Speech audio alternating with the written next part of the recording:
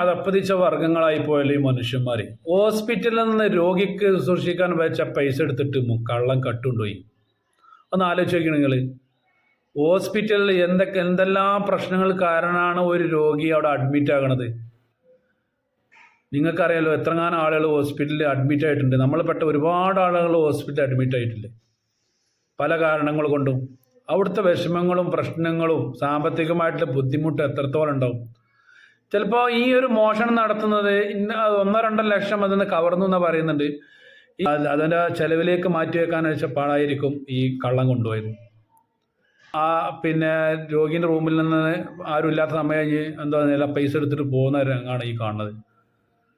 അപ്പോൾ ഇദ്ദേഹത്തെക്കുറിച്ച് അറിയുന്ന ആളുകൾ എത്രയും പെട്ടെന്ന് ഈ കമൻറ്റ് ബോക്സിൽ വന്നിട്ട് ഇന്നൊരാൾ ഇന്നൊരു ഏരിയയുള്ള ഒരാളാണെന്ന് പറയാം. അതുപോലെ തന്നെ മാക്സിമം ആളുകളിലേക്ക് ഈ ഒരു ചെറിയൊരു വീഡിയോ ഷെയർ ചെയ്യാം.